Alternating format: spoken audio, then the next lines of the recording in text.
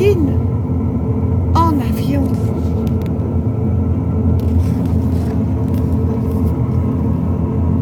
Cet été, Martine et sa maman vont passer leurs vacances à l'étranger.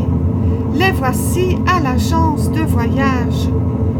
Sur les murs, il y a des affiches touristiques avec des avions, des bateaux et de jolis paysages. Tu vois, dit Martine à Patapouf, ceci, c'est la Méditerranée. Voilà l'Espagne et l'Italie. Rome est sur la carte.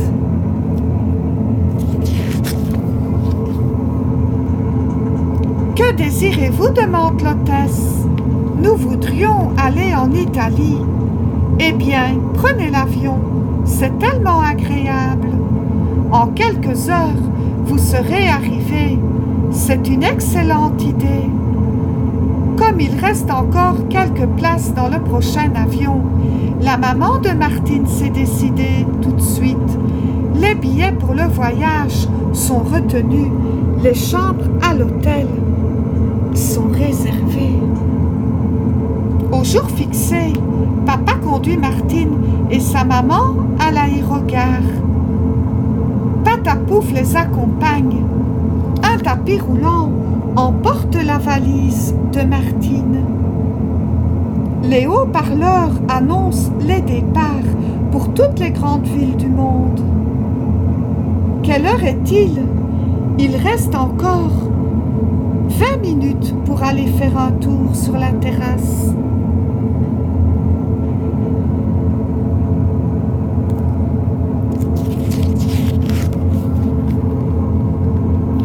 De là, on aperçoit la caravelle qui va emporter Martine.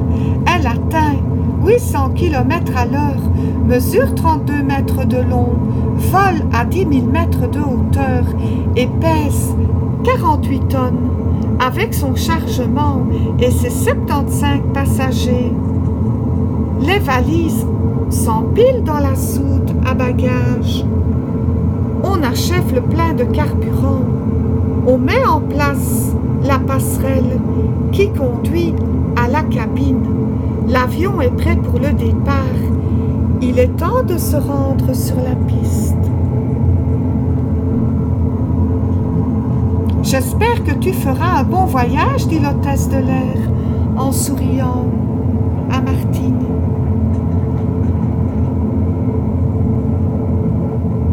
Est-ce que je peux emmener Patapouf? Demande Martine à son papa. Oh non, il doit rester à la maison avec moi. Nous irons bientôt vous rejoindre. Oui, venez sans tarder, dit maman. On s'embrasse, on se dit au revoir.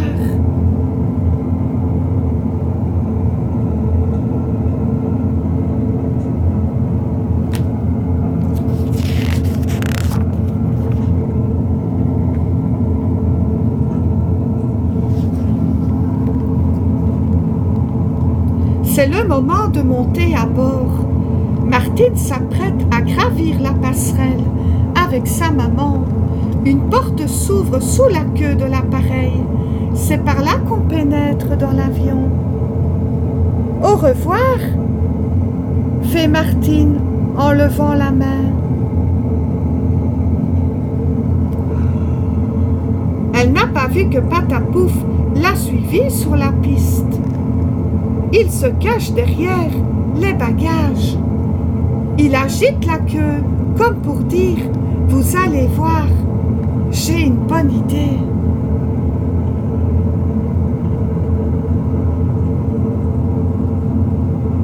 Les voyageurs ont pris place dans l'avion.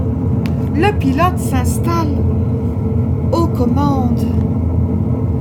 Dans la tour de contrôle, on donne les dernières instructions. C'est le départ. Les mécaniciens s'éloignent sur la piste. Les moteurs rugissent. L'avion roule sur le tarmac. Il prend de la vitesse. Le voici qu'il décolle. Ainsi commence le voyage de Martine.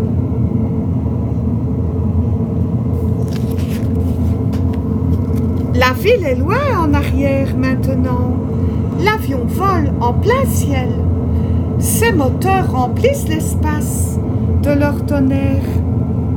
Ses ailes luisent au soleil.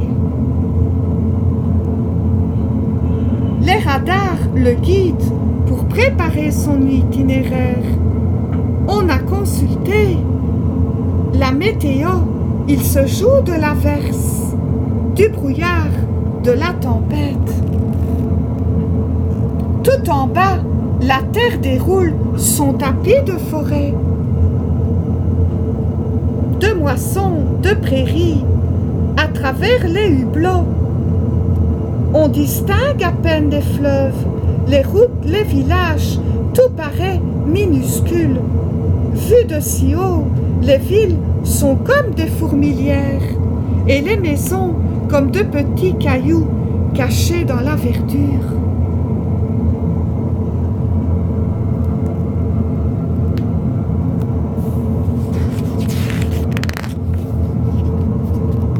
À bord, tout va bien.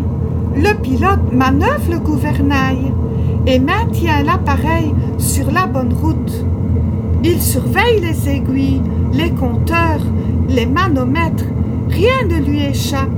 Le copilote observe le ciel et les nuages, qui sont comme de hautes montagnes.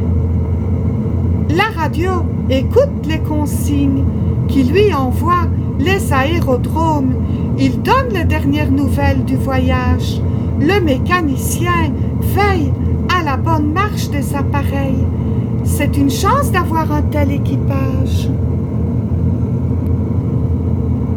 Et Martine poursuit son voyage comme dans un rêve. Elle s'est installée dans son fauteuil sous l'accoudoir.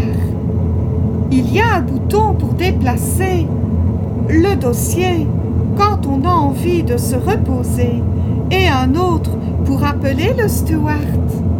Puis-je avoir une orangeade, s'il vous plaît? Cet avion est vraiment confortable. On peut y rêver, lire et écouter de la musique.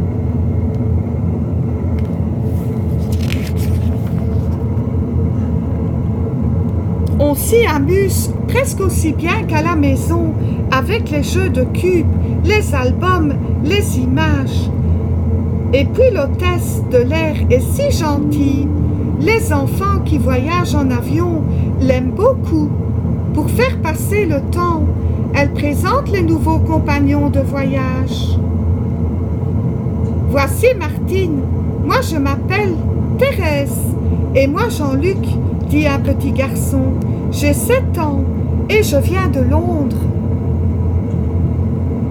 C'est l'heure du dîner. Le repas est prêt. La table n'est pas très grande, mais il n'y manque rien.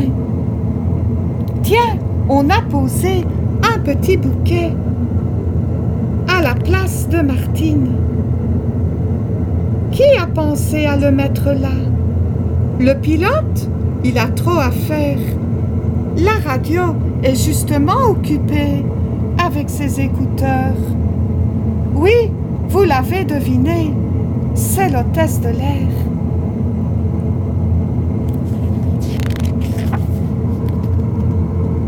Pendant ce temps, il se passe quelque chose d'anormal dans la soute à bagages.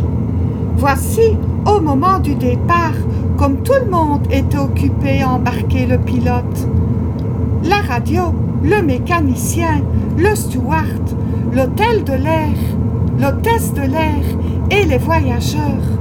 Vite, Patapouf en a profité pour se faufiler parmi les bagages. Quand l'avion a décollé, il n'osait pas bouger. À présent, quel remue-ménage! Il s'amuse à dénouer les sangles. Il fait la culbute parmi les valises. Mais on voyage vite en avion, après la plaine, la montagne, la mer, l'Italie, et ces villas toutes blanches. Passent les villages, les lacs bleus, les cypresses et les palmiers. L'avion descend doucement, on est presque arrivé. Attachez vos ceintures, nous allons atterrir, dit l'hôtesse de l'air.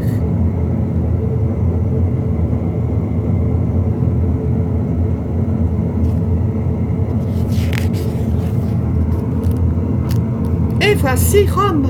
L'avion descend de plus en plus bas. On dirait qu'il va faucher les rochers et les clochers et les cheminées d'usine.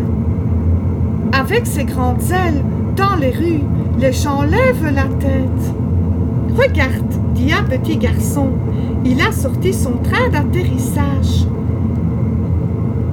Est-ce que tu as déjà été en avion? »« Non, mais quand je serai grand, je serai pilote et j'irai jusqu'au bout du monde. »